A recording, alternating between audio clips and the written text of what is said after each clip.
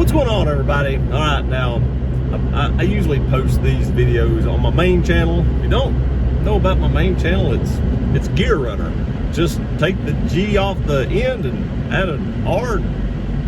Well, there you have it. But after Talon Size channel, I got a new hat. I got to keep in it. New SIG hat, multicam. Just got them back in stock, and I ordered one that showed up today. SIG has slow shipping.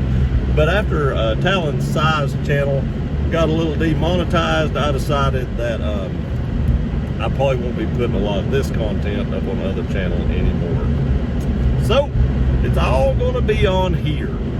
But just got paid off the tube, or should be in tonight, in other words. So it's new gun day. Oh, wait a minute. It's new gun day most of the week. But I am going to go to Pigeon Forge. Just got off work. One of the vehicles got sold today. It probably isn't anything you're thinking it is, but tomorrow got to go find a new vehicle. Probably take y'all along for that though. But I got to go find a new vehicle tomorrow, or going to go look for one tomorrow. Don't know if we'll find one, but we're going looking for one tomorrow.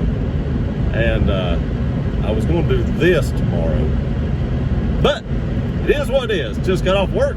Beautiful day. It's 85 degrees here in Tennessee, and I thought, hey, let's just head on up to Smoky Mountain Knife Works and Bud's Gun Shop. See, I said gun on this channel. We don't have to call them pew-pews on here. Gonna head up here and look and see if they have what I'm getting, what I'm planning on getting. That could change. Is a Smith & Wesson M&P 5-inch core performance center gun. And that may be the last one I buy for a little while. I took an extra week off in July. So I don't know if I'll buy very many. There's not many more guns I actually am just craving to get right now. I'll tell you the truth about it. I bought a lot in the last 2 or 3 months. So I'm not just itching to buy something other than this. I've been wanting one of these for a while. Going to put the Apex trigger in it. Have the Apex trigger in my 2.0 compact version, and that thing pulls at about 1.5 to 2 pounds. So if I can do a 5-inch gun and get it to 2 pounds, that would be a heck of a target gun, a competition gun, a whatever you want to make it gun. And then throw like a Holosun on it or something like that. I'm also looking to pick up a Holosun today, but not for that. I'm looking to pick up a Holosun for the Zev Custom SIG P320X Compact. God, that name's that long. But looking to pick up one for that. I'm also looking to see if I can.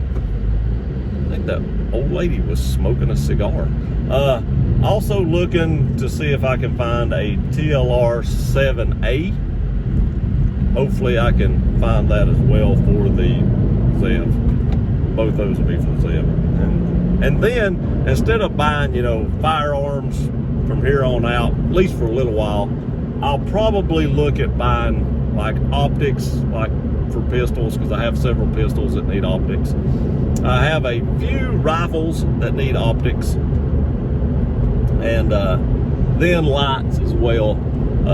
Have a couple of rifles that need lights on them. Not a lot. Most of my rifles have lights. I don't know if I'll upgrade the ones that's on it, the ones I have, but I have a few of those. Maybe I just upgrade the ones that I would grab in a crap hit the fan situation. So maybe I'd upgrade them and take those lights and put them on the other rifles that don't have them. That's probably a better idea. And then I have a few pistols that need lights. I'm one of these people that believes everything should have lights. So I'm not a big believer in just swapping lights out here and there. And mainly that's because you buy holsters that fit these things. So you have specific holsters that fit these guns. And then you start switching lights out here and there. And then you got to switch them back if you want to carry this one, that one, or the other. So I'm not a big proprietor for that. So I just believe in just buying a crap load of lights and putting one on every pistol. So I need to do that as well. But that's what we're doing today. We're going to spend a lot of money. It is what it is. Hey, that's what we do on here. We buy a lot of crap that we probably don't need. But hey, you work hard, you make a living, might as well spend it. Got about an hour drive, I guess. It's probably about an hour or so to Smoky Mountain Knife Works or Bud's Gun Shop from where I live. So it's not horrible to get there, but it is a little bit of a drive.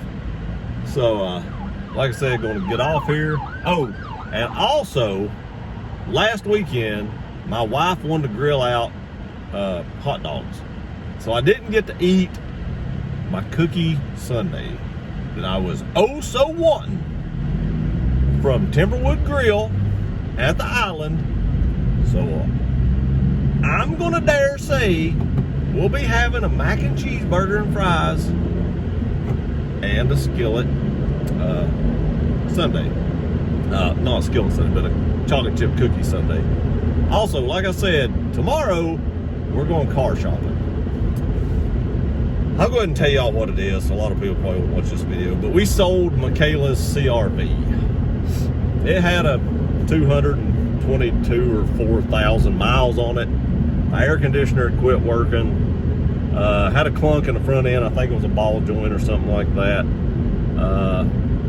And it had a slight oil leak. So Pam's brother wanted to buy it for he's got an appliance business that he just started. He owns like 3 or 4 businesses. And he has an appliance business that he just started, and he wants to use it as like an appliance vehicle. So we sold him that, and now we got to go get Michaela something else to drive, probably along the lines of a Civic or a Corolla. I like Corollas because you can find them with fewer miles for the same money, and they're really good vehicles. I mean, they're Toyotas. I know I'm in a Honda, but they're Toyotas, so I believe both vehicles would last quite a while. So that's what we're looking for. We did find a Honda Civic though, with decent miles on it, and if it's still there, we will probably look at that. The only problem with that is it came from New York City, and I'm a little worried about the rust that could be under that vehicle. We don't, if you buy a vehicle from here, you don't have a lot of rust on that vehicle because we don't get a lot of snow. There's not a lot of salt on the road, but up north they do, and they do. So that's the only thing that worries me. If I go look at that vehicle, I will definitely climb up underneath it and really check it out good. Make sure that all that salt hadn't affected any seals. Make sure that there's not a ton of rust on the bottom of it or anything like that. All that stuff, if you're buying a car from up north, you need to check it out because that's highly possible that happen. But I'll quit rambling on. Stay tuned for that video next week, probably like Monday. And I'm gonna get off here, enjoy my hour-long drive, and I'll let y'all know what I find. Hopefully I find what I'm looking for. I think I will. Smoky Mountain Knife Works says they have it in stock. We'll find out.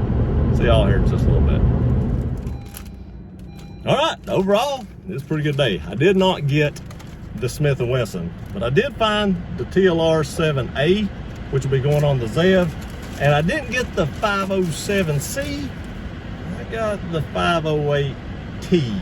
So I bought the titanium version. Should be a little lighter, should be a little more durable than the aluminum version is. That's really the only difference between them. And the 507C has the domed top. This one has a squared off top. This is titanium. The other one is, of course, aluminum. The only thing I worry about is I hope the lens in this, I like the lens in this. I hope it's not too small. That's the thing I don't like about the RMRs, is the lens is a little small, and I hope that this isn't small. But if it is, we'll throw this on the PDP and come back and get the 507C. But a little disappointed that I did not find exactly the gun I was looking for. I will be going to Johnson City probably tomorrow, like I said. Car shopping, I know they've got one up there.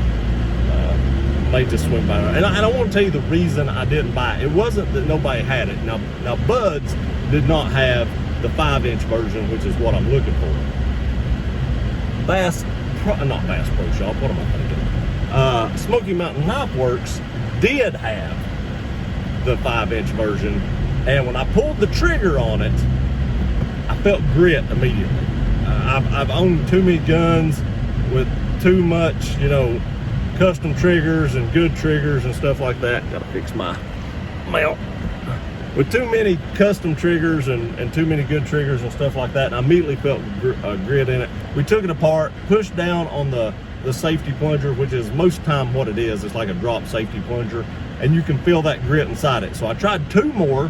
One of them was worse than the first one, and the second one, the plunger stuck up inside the frame.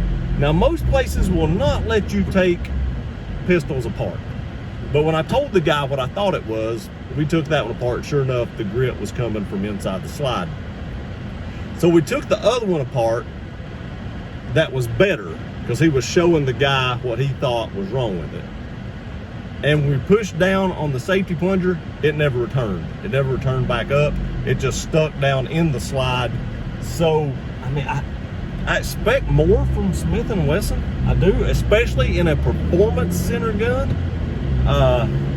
Luckily, I didn't just purchase that one and be like, well, all right, I purchased it, and then get it home and accidentally drop it or something and the thing go off. Because essentially, that's what could happen. Not saying it will happen, but could happen if your safety plunger sticks in the bottom. Then it could allow the firing pin to go forward, hit the primer, fire the firearm. So luckily, we caught that. Hopefully, they get that fixed or sent back to Smith & Wesson. I've left the store. I don't know what's going to happen. It's out of my hands now. If it was me, I would contact Smith & Wesson and be like, hey, this thing ain't right. That's dangerous. It's dangerous. So hopefully they take care of that. But there's nothing I can do. I mean, other than just buying the gun and send it back to Smith & Wesson myself, which is not going to happen, because I know there's a defect in it. Other than that, there was nothing more than I could do other than give my opinion on what should happen and hope they take it. Now, I've got one more gun store I actually plan on stopping at up here. They usually don't have a lot of M&Ps, but they do have 7.62 by 39 ammo, or they did last time for like $9 and something a box. I know that's like twice what it used to be, but there's a place back home trying to price gouge that stuff and sell it for 20 bucks a box for like 20 rounds. For 7.62 steel case Wolf. These people price gouging ammo is driving me crazy.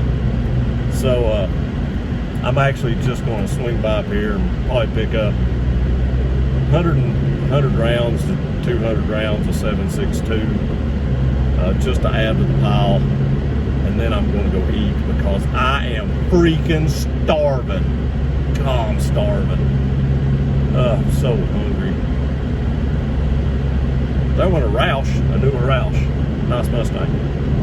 But if I buy something up here, of course I'll let you guys know.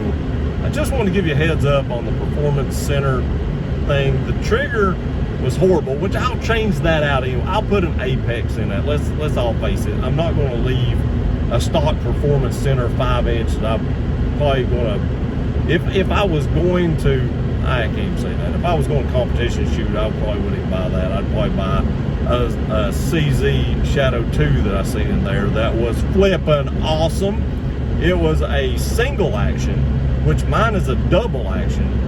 The single action trigger, amazing. Now it's $600 more, or $700 more than my double action one. Mine has the blue grip, so this one had an orange grip. And it had a big mag well on it. It wasn't the Parrot. The Parrot was like $3,000, so it was not the Parrot. This one was just $2,099, but it wasn't that one. But the trigger, in my opinion, I tried both. They let me do both. Let me see both. In my opinion, the trigger on the 2000 one was just as good, if not better, than the trigger on the $3,000. I would not spend the $1,000 extra dollars or $900 extra dollars or whatever it is to buy the Parrot versus the orange single action that I played with while I was up there. I wouldn't do it personally. And maybe some of you all out there could be like, oh, it's this. It makes it so much more better. But to me, it just wasn't better. And I sometimes, you know, you're not supposed to meet your heroes, and that M&P was definitely not great. Now, it ain't the worst M&P trigger I've ever felt. My M&P full-size threaded 45 2.0 is horrible. It feels like it's got sand in it, and it's been polished, which it needs an apex as well. But I just hate to spend, you know, $200 or $150 more for a performance center gun that's supposed to be, they're customized, basically, you know, M&P. It does have a ported barrel and some milling on the slide, but I hate to spend that much more for something that just has a horrible trigger out the box. It's not good. So if they don't have one up here, I'll try the other place tomorrow and see what they got. I don't know. Maybe. I just don't know. But whatever I get up here, I'll let you guys know here in a minute, and then I'm going to eat. Oh, God, I'm so hungry. But we'll see you guys here in a minute. Anyway. All right, guys, so there's a reason that I stop at these little stores. This ain't a very big one. It's pretty small, but there's a reason I stop. 2 boxes of 7.62 by 39, which I could have bought more, but I got a couple boxes of PMC 115 9mm. Now they do have a 2-box limit like most places do, so you know, I couldn't buy over 2 boxes, but that's fine. I get it. They didn't have just tons and tons of it, so save some for everybody else. So I mean, I wasn't no tore up, and it was $24.99 a box, I think it is, which is still more expensive than back in the day. You know, a year and a half ago. When I say back in the day, you know, it's a real long year and a half ago before everybody went, you know, ballistic and started paying $40 a box for 9mm, which I will not do. I will not do that. That's nuts. Don't pay $40 a box. When you pay good Lord, did some crazy speed bumps. When you pay $40 a box, it just enables them to keep selling it for $40 a box. So stop it. Don't do it. Make them bring it down to at least $25 a box, which is what this was. I'll pay $25, but that's about the max. Stop it. But they did allow me to have a couple boxes, and I was very grateful for that. If I wasn't going so far up through here to eat, I would actually go back to Bass Pro and see what they had, because if these guys had ammo, Bass Pro may, and since I'm a Bass Pro card member, I can get 8 boxes there. And I'm not going to say that I won't take the long way back home and fight the crowd to get back there just to see what they got. But I don't know. I don't know if 8 boxes of 9mm. If I knew they had 8 boxes of 9mm, I would probably do it. But not knowing, that's a long way. But anyway, I did get, you know, 100 rounds of 9mm and 80 rounds of 7.62 to 39 tool ammo. I'm good with that. I'm not picky on AK ammo. I really don't even care, as long as it's not a corrosive primer, as long as it's a non-corrosive primer. I don't care what I run through my AK, really. I mean, they were made to run just garbage, so they're good with it. But anyway, well, I told y'all I'd let you know what I bought. That's what I got, just ammo. They didn't have any M&P full-size performance centers, so we'll check on that tomorrow. But we're gonna go eat. Starving. God, I'm starving. I'll see you guys in a minute. Totally worth it.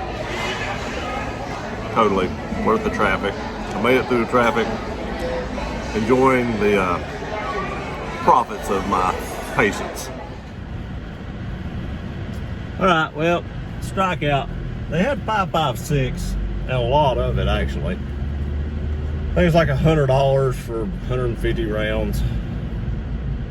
I didn't really need 5.56. That's not really what I shoot the most.